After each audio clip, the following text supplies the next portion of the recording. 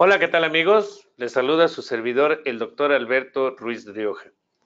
En esta ocasión he tenido el inmenso placer de que me inviten a charlar un poco con ustedes acerca de la figura de la agencia aduanal y su transformación en la más reciente reforma a la ley aduanera, comparada con la figura de la agencia aduanal antes de dicha reforma. Haciendo una breve recapitulación, recordemos que la figura de la agencia aduanal ha existido ya desde hace muchos años en la práctica y en la legislación aduanera.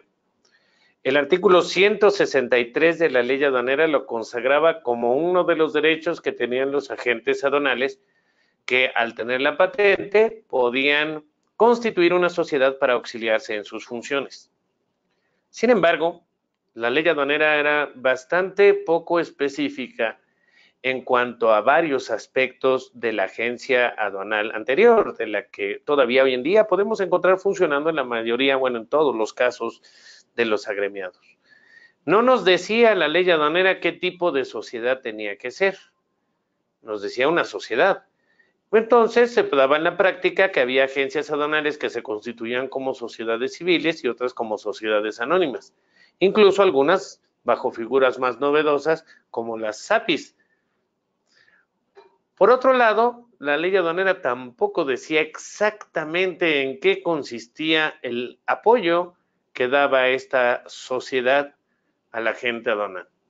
Teníamos que recurrir a otra ley como la ley de impuestos sobre la renta para comprender que la agencia aduanal también era una figura fundamental para el control fiscal. Resulta que el artículo 28 de la ley de impuestos sobre la renta estipula que los gastos por servicios aduaneros que no se le paguen directamente a un agente aduanal o a una agencia aduanal, una sociedad constituida por los agentes aduanales en los términos de la legislación aduanera, serán no deducibles.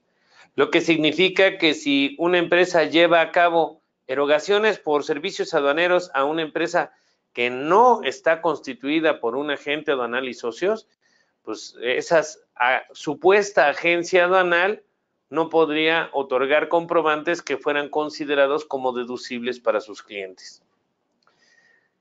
Las ventajas que tenía la figura anterior, digamos, era esta relativa libertad. Al no haber una determinación de la forma de constitución, pues entonces los agentes aduanales podían tomar en cuenta otros elementos para decidirla, como por ejemplo una planeación patrimonial o fiscal. La desventaja que tenía esta figura anterior de la agencia aduanal era que tenía una especie de divorcio con la figura del agente aduanal. Hoy por hoy, los pedimentos de importación y exportación que se llenan en nuestro país son promovidos a través de la patente del agente aduanal, que es una persona física.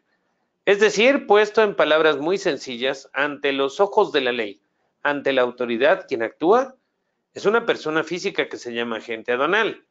En la práctica, y yo creo que todos lo sabemos, sería prácticamente imposible que un agente aduanal atendiera de manera personal todas las diligencias, pasos y formalidades que implica el despacho aduanero de mercancías. Luego entonces se apoya en el personal que precisamente suele trabajar dentro de la agencia aduanal.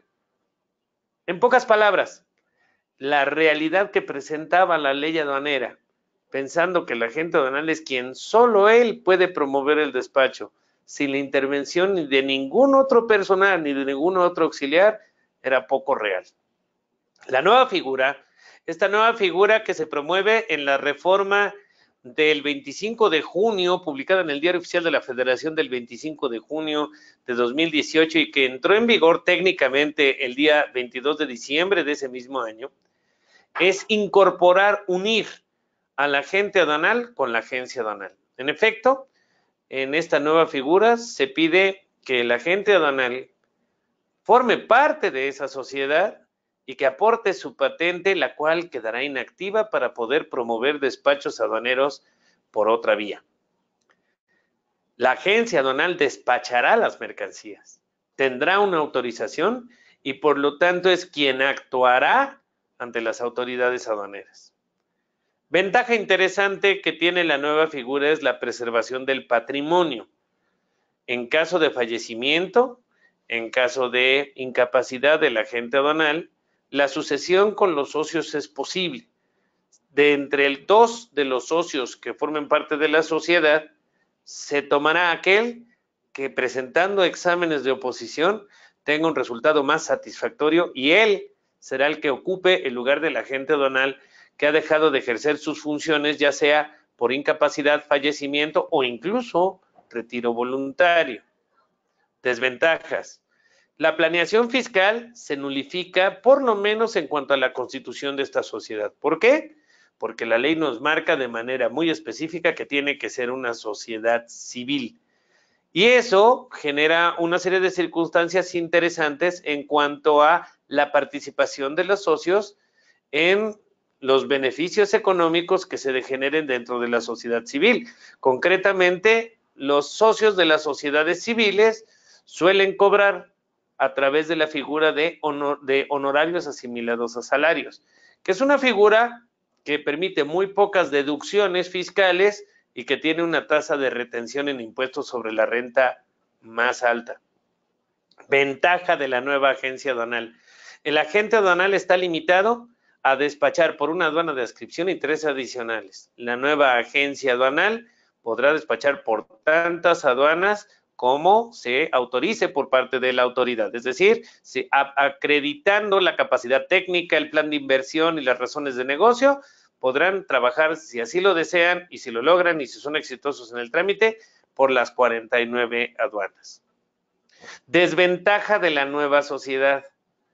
Creo que se corre el riesgo de diluir la figura del agente aduanal como figura central y protagonista del comercio exterior. Dicho de otra manera, va a ser más relevante la persona moral que la persona física, lo que a la larga, y desde mi opinión, puede quitarles algo de poder en el momento de negociar como gremio, porque ya no son 900 personas físicas reunidas y agremiadas negociando con la autoridad, sino estamos hablando de una multiplicidad de sociedades. Ventaja de la nueva sociedad de agente aduanal. Al ser una sociedad civil, no tiene restricciones en cuanto a capital. La ley solo pide una muy modesta participación de 500,000 pesos como activo fijo. Es un monto muy pequeño. Entonces, de entrada, el requisito de carácter patrimonial es también muy modesto. Yo creo a grandes riesgos que para poder decantarnos acerca de si esto es efectivamente beneficioso, nos faltan dos elementos fundamentales.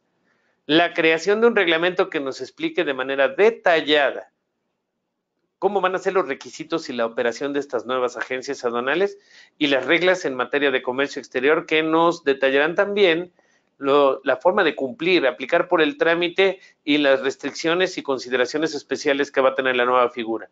Pero revisando el contenido de la ley, esto es lo que yo les quiero compartir el día de hoy. Les agradezco mucho el favor de su atención. Mi nombre es el doctor Alberto Ruiz Rioja y una vez más, saludos a toda la Asociación de Agentes Aduanales de Nuevo Laredo.